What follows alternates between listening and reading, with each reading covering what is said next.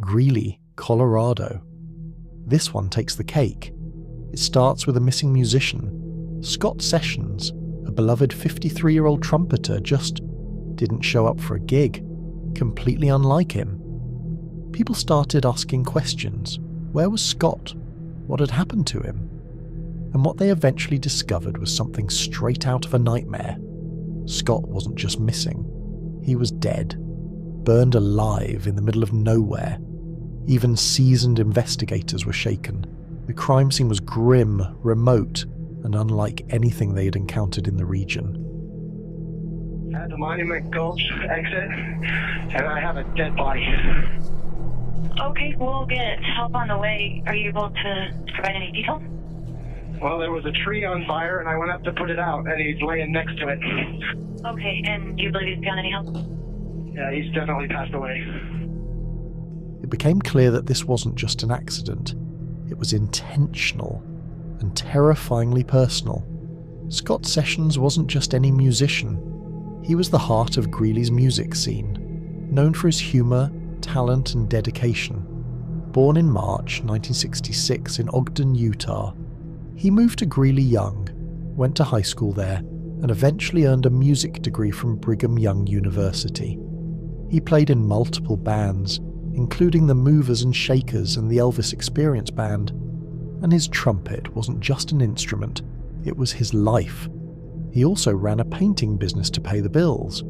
For the town, Scott was larger than life, always performing, always supporting other musicians, always present.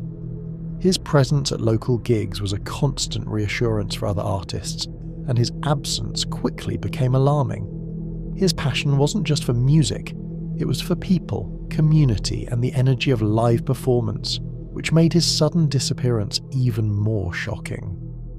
February 10th, 2020. Scott didn't show up for his gig with the Elvis Experience Band. Odd enough, but then people noticed something stranger. No one had seen him since February 8th. Concerned friends and bandmates went to his house braving a blizzard, but there was no answer. The next morning, a snowplow driver driving about an hour west of Greeley saw smoke off the road. Approaching, he found a tree smouldering, and next to it a charred corpse wrapped in a blue blanket secured with duct tape. Tire tracks in the snow confirmed someone had dragged him there. It was Scott Sessions. He hadn't just disappeared, he had been brutally murdered. Investigators quickly realised that this wasn't random. It was meticulously planned, and the remoteness of the scene meant the killer wanted Scott found in this exact, horrifying way. The town that had always felt safe was suddenly facing a nightmare. Police started tracking Scott's last movements. His car was missing from his house, suggesting he had gone somewhere he didn't want to be tracked. They found his last messages were with Heather Frank, a 48-year-old diner server he'd only been dating for a couple of weeks. Heather was charming, a mother of 3, a jazz fan, but she had a history with alcohol. Scott's last known interaction was messaging Heather on the evening of February 8th, the night he was last seen alive. Meanwhile, surveillance and tracking revealed Kevin Eastman, Heather's ex-boyfriend with a violent past, had also been at Heather's house the same night. Was Heather complicit? Was Kevin? Or was there something else entirely? Every clue seemed to point in multiple directions, leaving investigators and the town stunned. Even Scott's friends and family were unsure who to trust, making the investigation as psychologically complex as it was grim. Tracking devices and surveillance showed Heather and Kevin moving around Greeley and nearby areas like nothing had happened, going about normal routines even as Scott's charred body had been discovered. Kevin carried weapons and showed disturbing behaviour, but Heather appeared calm. Police observed them visiting remote properties, one of which would later become critical. It was clear something horrifying had occurred inside Heather's home, but the full scale of the crime wasn't visible yet. Every new piece of information raised more questions than answers. Who did what, and why had Scott ended up burned in the snow? The tension ratcheted up as investigators realized they were tracking people capable of extreme violence, living a double life while everyone else assumed they were ordinary neighbors. After a week of surveillance, investigators found Heather Frank's body on a remote property. She'd been shot twice in the chest and hidden under a pile of wood, the same strategy used to try to dispose of Scott.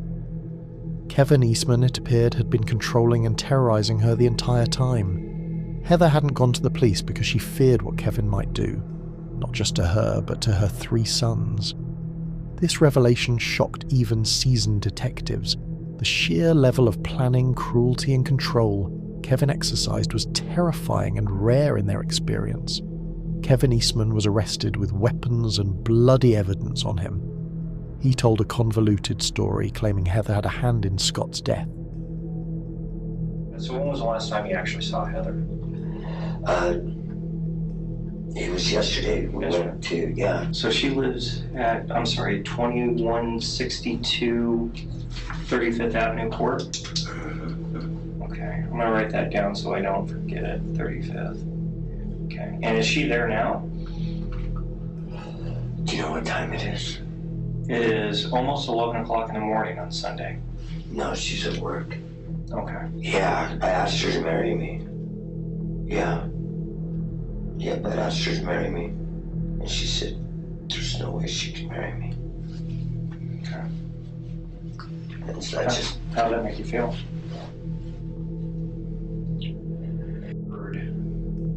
Or seen stuff in the news about somebody disappearing from Greeley. Do you know anything about that? Is it musician? Yeah, there was something that happened between them. Okay. And yeah. I can tell just based on your facial expressions that you know some stuff that's going on. Well, I remember she started crying. It's real personal. I really felt sorry for her. It came out that she had intimate relations with him. And that it wasn't like really...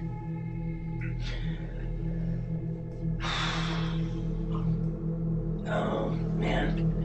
I'm trying to think of the right words, but it wasn't mutually agreeable. It's kind of how she made it sound. We know that he was with you and Heather the night before at Heather's house.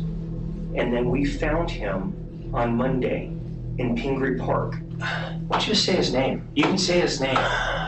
Scott. Okay? You're having a hard time saying his name. Yeah, like I never did it, dude. You met him Saturday night. Police discovered Kevin had orchestrated Scott's murder, hiding the body, manipulating Heather, and ultimately killing her when she refused to comply with his demands. Every piece of evidence pointed to Kevin. Scott's blood on Kevin's clothing, Kevin's DNA on the shroud covering Heather's body, and GPS tracking placing both suspects at critical locations. The horrific truth was undeniable. Kevin had killed both Scott and Heather, exploiting fear and obsession to maintain control. Even in court, the story unfolded like a horror movie grounded in reality, leaving the jury no choice but to convict. Kevin Eastman was tried in 2020 and found guilty of first-degree murder for both Scott Sessions and Heather Frank. The jury saw the overwhelming evidence of his violent jealousy, control, and premeditation. Kevin was sentenced to life in prison without the possibility of parole, ensuring he could never harm anyone else. Victim Stanley Scott Sessions.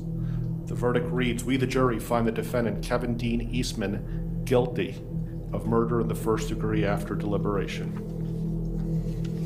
As it relates to count number 2, murder in the first degree involving victim Heather Frank. The verdict reads as follows. We the jury find the defendant Kevin Dean Eastman guilty